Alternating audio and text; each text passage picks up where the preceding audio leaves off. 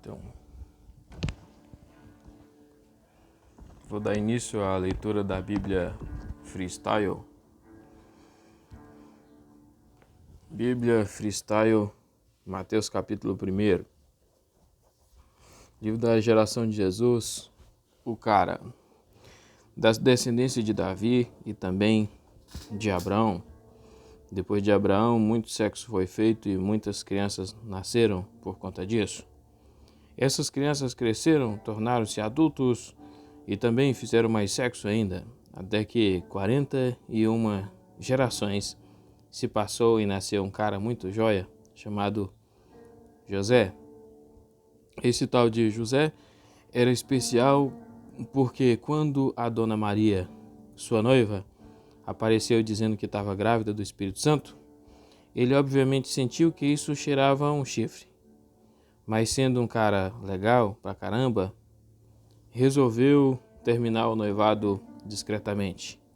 Mas naquela noite o anjo apareceu no meio de um sonho e de maneira bem convincente o persuadiu a aceitar a missão de ser pai do Filho de Deus, que se chamaria Jesus.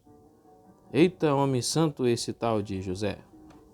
O moleque que se chamaria Jesus, além de nascer de uma virgem, para não desmentir a profecia, também viria para salvar o povo das cagadas deles.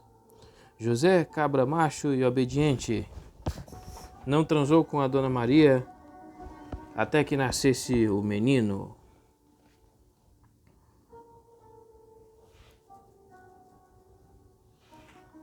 Que o ultrassom celestial havia prometido.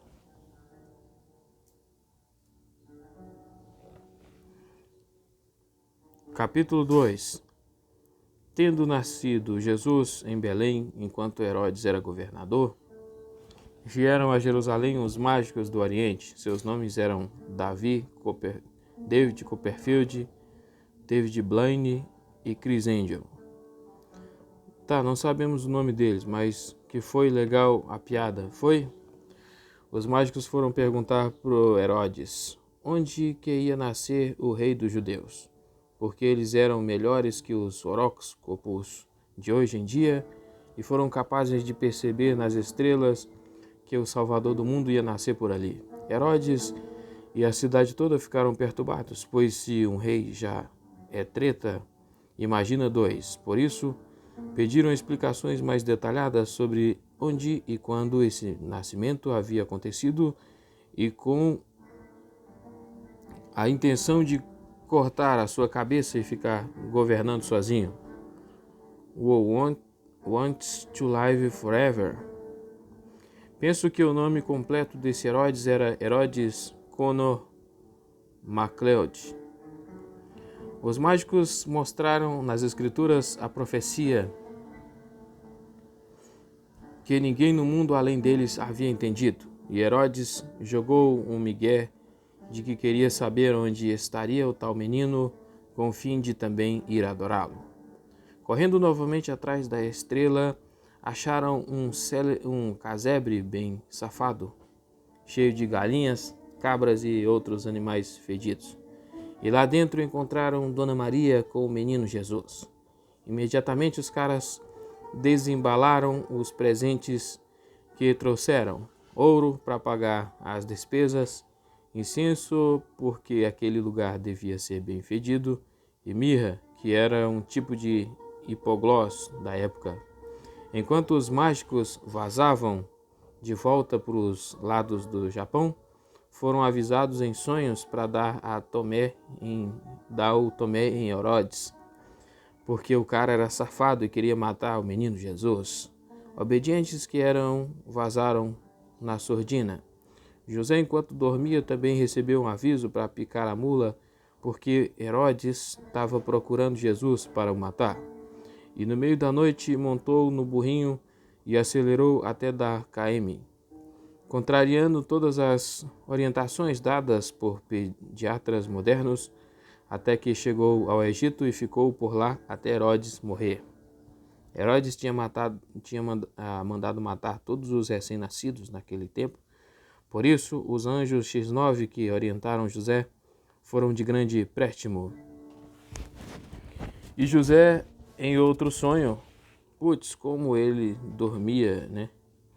Foi avisado que podia voltar para Israel e acabou parando na Galileia, numa cidade chamada Nazaré. Isso acabou servindo para não desmentir a profecia que dizia que Cristo seria conhecido por Nazareno. Capítulo 3. Certo dia apareceu um primo de Jesus chamado João, falando coisas sinistras no deserto da Judéia. Dizia para o povo se arrepender porque o reino dos céus tinha chegado. João usava umas roupas ao estilo Sex Pistols, peles de camelo e cinto de couro, provavelmente como Spikes. E foi o pioneiro nesse papo de vegetarianismo, pois só comia mel e gafanhoto, que na verdade não é um inseto real, mas um tipo de grama que pula. A galera de Jerusalém e arredores procurava João para serem batizados no Rio Jordão, confessando as cagadas que haviam feito na vida. E João, só para sacanear a galera, dizia: cambada de safados, quem ensinou vocês a fugir da ira que vem em breve? Mostrem que se arrependeram de verdade e nem pense que alguém vai ser salvo por ser pedigree religioso, porque Deus não está nem aí para isso. O machado está perto das árvores inúteis que vocês são, e se bobear serão cortados e virarão lenha no forno de pizza de Deus. Também dizia: eu estou aqui batizando vocês com essa água suja, simbolizando o arrependimento. Mas daqui a pouco vai chegar um truta meu que é tão poderoso que eu nem sou digno de carregar as havaianas dele. E ele vai batizar vocês com o Espírito Santo e com juízo, se você for um mané. Ele queima o lixo em fogo que não acaba. Até que um dia apareceu Jesus para trocar umas ideias com João. A conversa era sobre a necessidade de Jesus ser batizado pelo primo.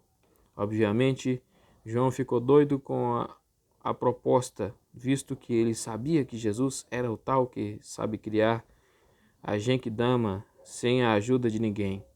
Mas depois de uma boa conversa, João topou a parada. Quando Jesus foi batizado, logo depois que saiu da água, uma pomba desceu sobre ele e uma voz do céu, tipo do Cid Moreira, só que mais grave, foi ouvida dizendo: este é meu filho amado, em que nunca me decepciona. Capítulo 4. Aí o Espírito Santo levou Jesus para um rolê no deserto e lá ficou cheio de propostas indecorosas por parte do diabo.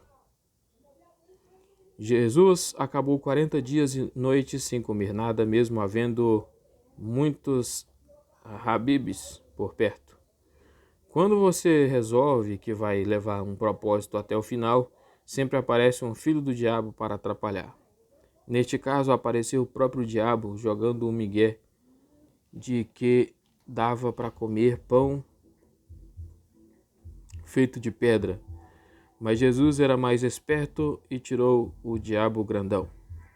Insatisfeito com a resposta de Jesus, o diabo o levou para cima do World Trade Center. Na época, as duas torres ainda existiam, propondo que ele fizesse base jump dali.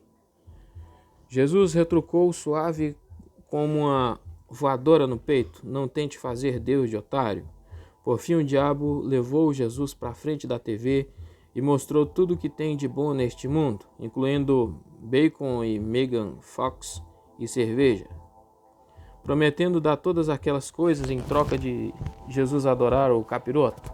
Como Jesus não era besta nem nada, respondeu que só a Deus devemos adorar, até porque ele é o criador do bacon, Megan Fox e cervejas.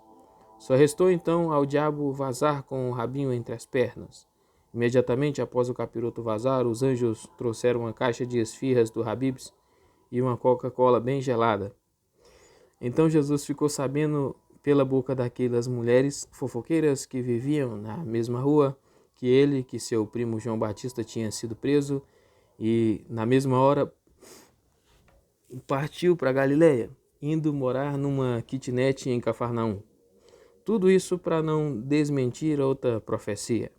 Começou Jesus a pregar daquele dia em diante, dizendo que o reino de Deus estava perto e que era para a galera se arrepender das cagadas que fizeram a vida toda. Num dia, enquanto caminhava pelo calçadão da praia da Galiléia, viu 2 caras pescando e propôs a eles largarem este serviço e irem pescar gente. Não sei ao certo quais argumentos foram usados por Jesus, mas ele foi bem convincente. Os caras largaram tudo e passaram a fazer parte do bando de Jesus.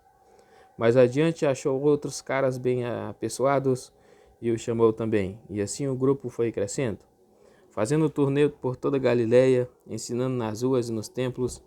Jesus começou sua carreira de popstar. Ele, porém, curava o povo de tudo quanto é tipo de pereba, tipo minâncora, e por causa disso traziam gente doente de tudo quanto é buraco desse mundo. Obviamente, um monte de gente passou a andar junto com ele, parecia até o Justin Bieber andando na rua. Mateus capítulo 5. Percebendo que a galera toda estava na cola de Jesus, ele sentou num banco de praça junto com os seus discípulos e aí começou a ensinar umas coisas sinistras. Sorte dos pobres de espírito, porque o céu é para eles. Sorte dos que choram hoje, porque vão rir dos demais. Sorte de quem é manso, porque vai ficar com os bens dos abusados. Sorte de quem está inconformado com esse mundo, porque ficará satisfeito com o jeito que Jesus vai dar. Sorte de quem é rápido em perdoar as cagadas dos outros, porque terá as suas perdoadas. Sorte de quem não tem sacanagem no coração, porque poderá ver a Deus. Sorte de quem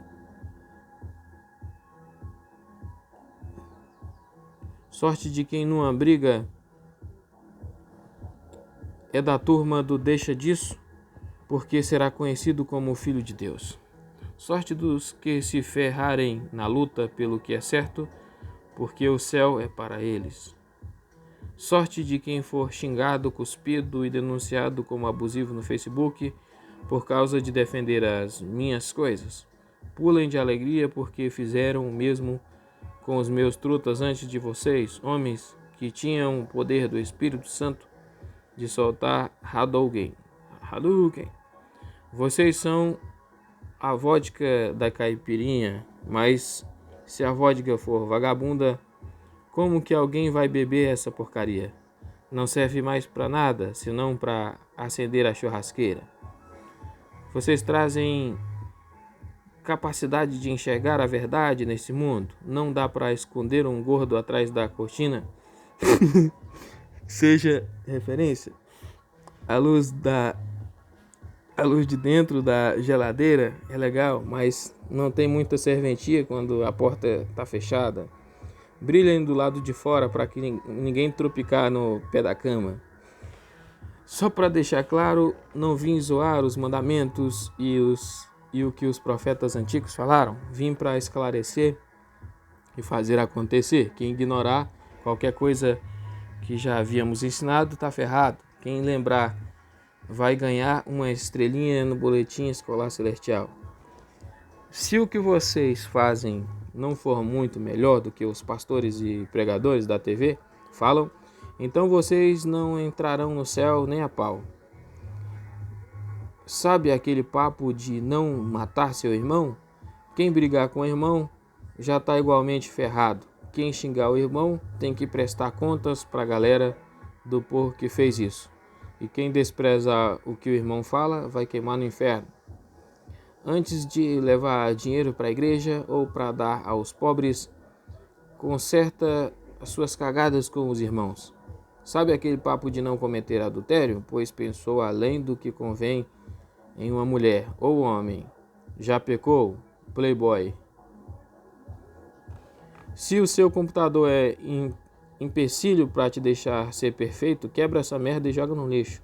É melhor ir para o céu analfabeto digital do que tendo um ultrabook e ir para o inferno de cabeça para baixo. Se a sua mãe te faz pecar, pare de ver. Irmão, te faz pecar, pare de ver pornografia, custe o que custar. Seja radical para ser perfeito, senão seu fim é o inferno. Sabe aquele papo de divórcio em relações que não estão dando certo? Pois quem se separar sem ser em caso de traição por parte da outra parte, está em adultério. E quem se casa com a parte que zoou a sua relação, está em adultério também. Sabe aquele papo de honrar a palavra empenhada?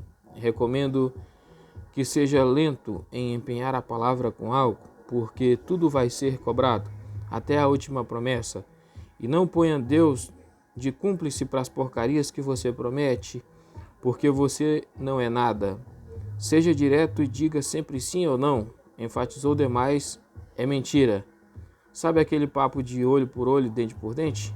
Pois está na hora de mostrar na prática que vocês entenderam o amor de Deus. Perdoe quem te perturba, mesmo que seja preciso levar tapa de todos os lados e perder todos os dentes. Sabe aquele papo de amar os amigos e odiar os inimigos?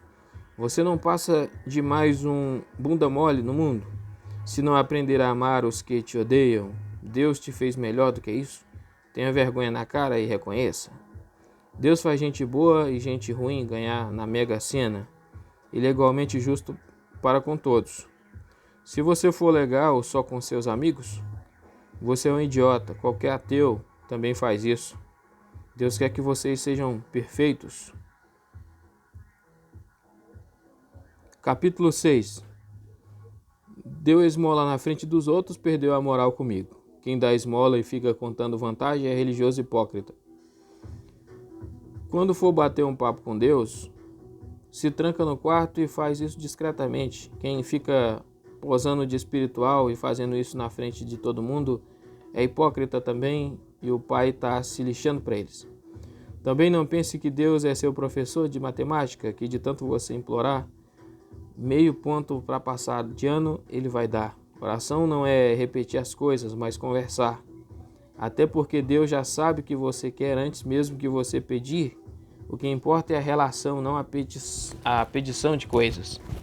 Quando for orar, siga o modelo. Pai nosso, aí no céu, seja o seu nome santificado sempre, o seu reino e vontade estejam em todos os lugares.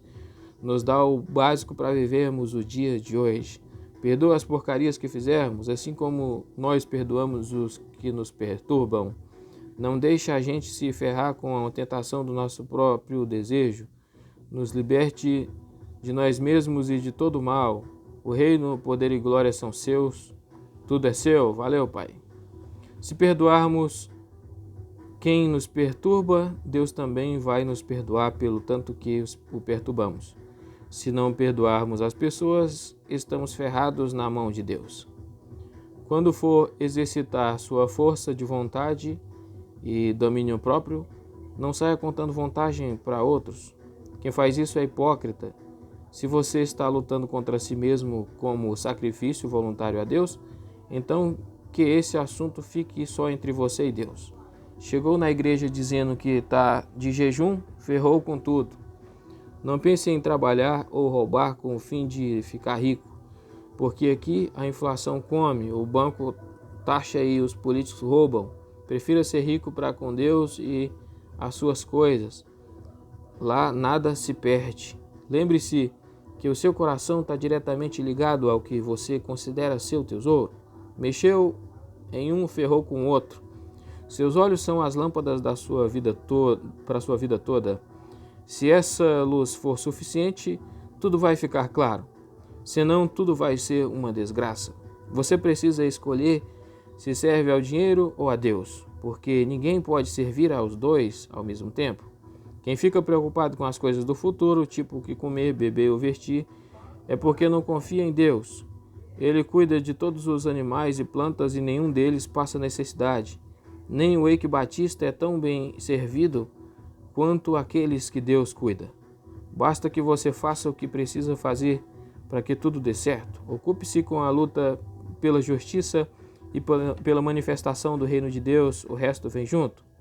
Não esquente a cabeça com o dia de amanhã, amanhã é outro dia. Ocupe-se com as tretas de hoje somente.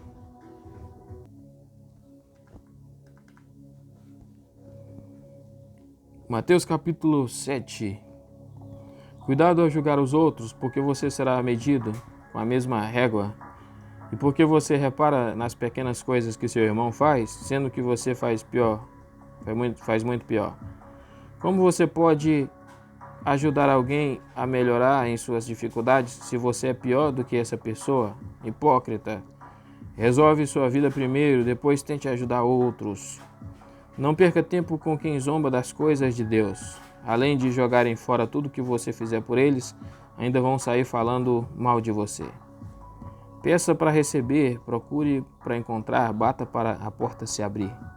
Se os homens sabem dar coisas boas para os seus filhos porque acha que Deus faria diferente, só preste atenção e perceba que Deus dá coisas boas aos seus filhos, mas nem sempre o que seus filhos querem. Da mesma maneira que deseja ser tratado, trate os outros. Isso é o resumo de todo o Antigo Testamento. Desconfie do caminho mais fácil, porque andar com Deus é passar pelo caminho apertado. Fique esperto com quem se diz pastor, mas na verdade está interessado no seu dinheiro ou em poder. Esses aí são servos do diabo. Pelo que fazem, você vai saber quem são, porque nada de bom vem deles. Quem é bom naturalmente busca viver as coisas boas. Quem é mau naturalmente desce o barraco cada vez mais. Planta que não dá fruto bom é mato. Deve ser cortada e queimada. Nem todo mundo que se diz filho de Deus realmente é, mesmo que faça milagres em nome de Deus. No dia que eu voltar, vou virar para esses e dizer para o inferno, bando de safados, porque eu não conheço vocês. Quem ouve o que eu digo e põe em prática é como quem faz uma tatuagem. Pode vir sabão, sol, sua tia chata que critica tudo, mas nada remove. E quem não põe em prática é como quem faz uma tatuagem de henna. Na primeira lavada da vida já desbota. E tendo Jesus falado todas estas coisas, a galera pirou o cabeção, pois nunca tinha visto alguém falar coisa deste naipe. Mateus capítulo 8. Jesus vazou de onde estava e uma galera o acompanhou. Um cara com lepra reconheceu que ele era especial e pediu para ser curado. Jesus encostou nele, o curou só de dizer fique limpo e mandou o cara ir se mostrar para o líder do templo, conforme o Antigo Testamento recomendava. Em Cafarnaum, um PM chegou nele pedindo para resolver uma treta com um empregado que estava doente pra caramba. Jesus se prontificou a ir lá resolver a parada, mas o PM disse que nem precisava, era só dar um comando e tinha certeza que as coisas se resolveriam imediatamente. Além de que ele julgava que sua casa era zoada demais para receber um cara tão importante. Jesus disse: nem Israel vi alguém com tanta convicção sobre algo que não é visível aos olhos de todos, pois vão chegar pessoas de tudo quanto é lugar do mundo irão entrar no céu primeiro do que vocês, que são povo de Deus, igual esse PM aí. Então ele mandou o PM embora, porque já tinham resolvido o problema à distância mesmo. Passando Jesus pela casa de Pedro, curou a sogra dele, que também estava doente. Não sei se Pedro ficou muito feliz com isso num primeiro momento, mas pelo menos a velha já foi para a cozinha e começou a preparar um rango para a galera. No final do dia, chovia, gente com problemas de todo tipo para serem resolvidos, e Jesus resolvia tudo apenas falando, igual Isaías já tinha dito no Antigo Testamento sobre como Cristo iria aliviar o povo de suas doenças. Percebendo que estava juntando gente demais, Jesus propôs aos discípulos ajeitarem um barco para irem para o outro lado. Aí apareceu um funcionário público jurando que iria seguir Jesus por onde fosse. Jesus respondeu: se está a fim de não ter garantia nenhuma de onde vai dormir e o que vai comer, então bora lá. Aqui não tem estabilidade não, compadre. Outro cara disse que iria junto também, mas queria primeiro esperar seu pai morrer. E Jesus disse: vem agora, deixa os mortos para os mortos cuidarem. Então entraram no barco e vazaram da galera, até que no meio da travessia começou uma tempestade braba, daqueles que fariam o capitão do Titanic sentir medo. No desespero acordaram Jesus para ver se ele fazia alguma coisa. Jesus, abrindo os olhos, disse: fica na miúda tempestade. E imediatamente o tempo ficou limpinho.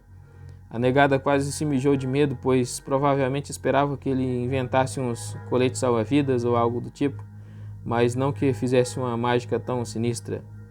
Chegando do outro lado, já foram recebidos por encapetados que chegaram gritando. Jesus mandou os capetas vazarem e irem parar nos porcos que estavam dando sopa por ali. Na mesma hora, os porcos ficaram doidões, correndo para um abismo próximo e se jogando para morrer na água lá embaixo, igual o Palmeiras no Campeonato Brasileiro. Os donos dos porcos foram avisar o resto da cidade sobre o que tinha rolado, e o povo veio em peso para pedir para Jesus ir embora sem fazer escala ali. Mateus 9. Depois de ter sido expulso, entrou no barco novamente e voltou para sua cidade. Os doentes já esperavam por ele do outro lado. Trouxeram um tetraplégico próximo de Jesus. Ele, percebendo que era mais importante, disse: você está perdoado, filho. Os religiosos já ficaram putos da vida com a atitude de Jesus, pois desconheciam quem ele era e por isso pensavam que não teria moral suficiente com Deus para fazer esse tipo de coisa. Como Jesus sacou no ato a malandragem da galera, já retrucou: aí, cambada, o que é mais fácil, eu perdoar esse cara por todas as coisas que ele fez na vida ou fazê-lo andar novamente sem cadeira de rodas, para ninguém gritar truco quando eu falar as coisas? Vou deixar bem claro para vocês: malandro, levanta e volta para o lugar de onde veio. Naquela mesma hora, o tetraplégico não apenas se levantou para sair, como também carregou a cama que estava deitado. E a galera delirou com o que presenciaram, agradecendo a Deus por ter permitido que Jesus fizesse uma coisa tão louca. Ainda na busca por pessoas para completar seu bando, Jesus encontrou um sujeito chamado Mateus, cobrando impostos. Cobradores já não eram populares nessa época. Mateus resolveu fazer uma festinha para os chegados conhecerem a Jesus e obviamente chamou todo tipo de gente que não prestava, seus amigos.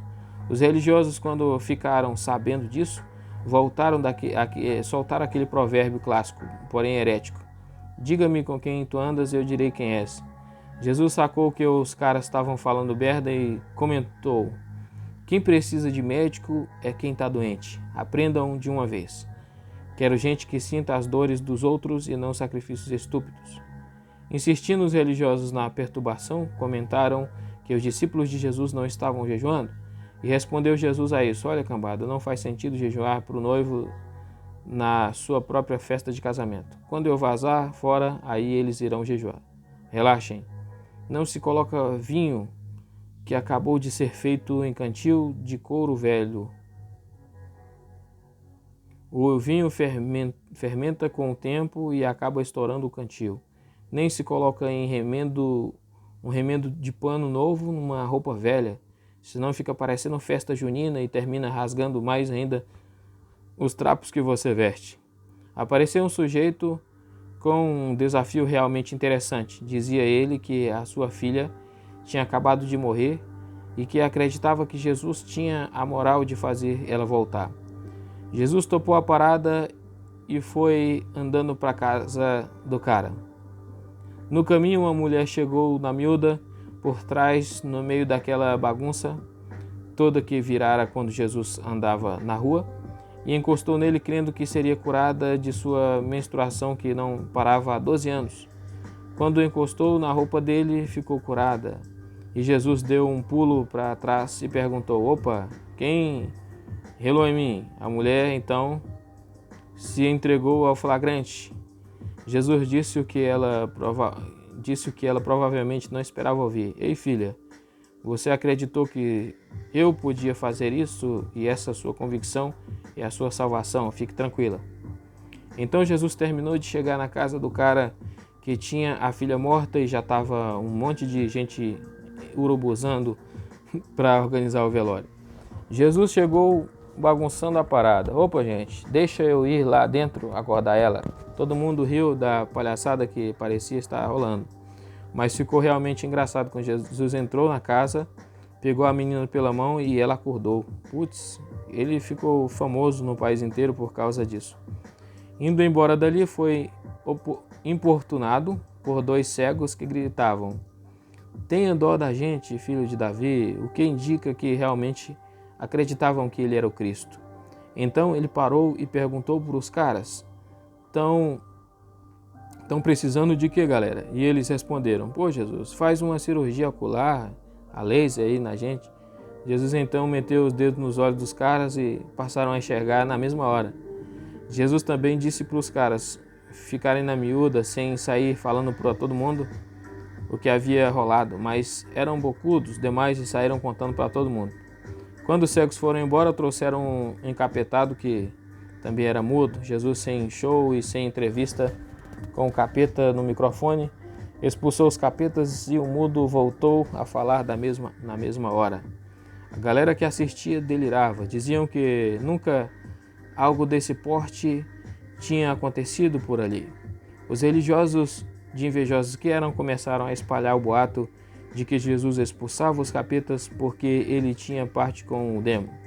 Enquanto isso, Jesus intensificava sua turnê pelas cidades próximas, ensinando nos próprios templos dos religiosos que o criticavam. Ele trazia uma mensagem inédita, as melhores novidades que aquele povo já havia ouvido. Também curava as perebas de todos os que o procuravam. Ele sentiu a dor e o sofrimento do povo que andavam sem direção e sem quem pudesse orientá-los. Então avisou seus discípulos: "Galera, orem para o Pai mandar mais gente para trampar, porque o trampo é muito e poucos são os que realmente querem trabalhar." Mateus capítulo 10. Durante o treinamento de seus 12 seguidores, deu autoridade para eles esculacharem com os capetas e também para curar todo tipo de doença. Os seguidores eram os irmãos Pedro e André, os irmãos Tiago e João, Felipe, Bartolomeu, Tomé, Mateus, o que era um safado cobrador de impostos, Tiago, Tadeu, Simão e Judas Iscariotes, que foi quem caguetou o mestre. Jesus mandou os 12 pelas cidades de Israel, evitando passar em outros lugares, e disse: "Avisem as pessoas que o reino do céu chegou, sarem os doentes, acordem os mortos, expulsem os capetas e não cobrem absolutamente nada por isso. Não se preocupem com grana e nem acumulem coisas com a desculpa de viabilizar a missão que dei a vocês. Quem trabalha recebe pagamento, preocupe-se em trabalhar sério, o resto é comigo." Também deu instruções sobre como proceder ao chegar em uma cidade. Quando chegarem em alguma quebrada, procurem alguém que seja responsável e fique hospedado na casa dessa pessoa. Que a paz que está em vocês atinja todos ali. Mas se não houver um filho de Deus ali que seja digno dessa paz, relaxe e caiam fora. Quando não forem recebidos em algum lugar, saiam fora sem levar nenhuma impressão ruim. Deixem que eu cuidarei desses safados no futuro. Não levem nem pó desse lugar. Quanto mais rancor. Estou mandando vocês para o meio da gente perigosa. Fiquem espertos e não sejam otários. Malandro é malandro, mané é mané. Cuidado com os que irão querer prender e cobrir de porrada cada um de vocês. Provavelmente terão que dar explicações a muita gente, mas nem preparem discurso nem nada. Deixem que o Espírito Santo traga palavras legais na hora H. Vai ter irmão dando uma de X9 com os outros irmãos, pais e filhos brigando e se matando por causa de divergências. Todo mundo vai odiar vocês por minha causa, mas quem não mijar no barraco e recuar, esse entendeu a parada toda e consequentemente será salvo. Quando tentarem prender vocês, lembrem-se de minhas palavras. Corre, negada. Não se esqueçam que tentaram me sacanear. Então, obviamente vão fazer o mesmo com vocês. Vocês nem são melhores do que eu. Essas paradas todas que estou mastigando para vocês aqui no cantinho, publiquem até na internet para todo mundo ficar sabendo. Nem se preocupem se alguém quiser matar vocês. Com o tempo irão se acostumar. Se o pai cuida até dos passarinhos, acha mesmo que ele não vai cuidar de vocês? Relaxem, vocês são mais legais que um tanto de passarinho. Se alguém confirmar que me conhece e segue, eu vou lembrar bem dessa pessoa. Mas se algum safado fingir que sabe que eu sou quem eu sou e desprezar o que eu ensinei, coitado, vou sacanear na hora de apresentar o tal pro pai. Nem vim trazer paz para vocês. Daqui para frente o negócio é treta em cima de treta. Vai ter família dividida. Seus inimigos serão os da sua própria casa. E quem preferir manter a paz do que defender a verdade, esse não merece ser meu seguidor. Quem não topa se ferrar e percorrer o mesmo caminho que eu vou percorrer, esse deve pedir para sair, porque não é caveira. Quem me aceita é como se estivesse aceitando o Pai. Também quem receber vocês como profetas serão recompensados de maneira justa. Quem der ainda que um copo de Coca-Cola e uma bolacha de água e sal para alguém que está encarregado da minha missão, pode ficar tranquilo que não vai faltar bolacha recheada no céu.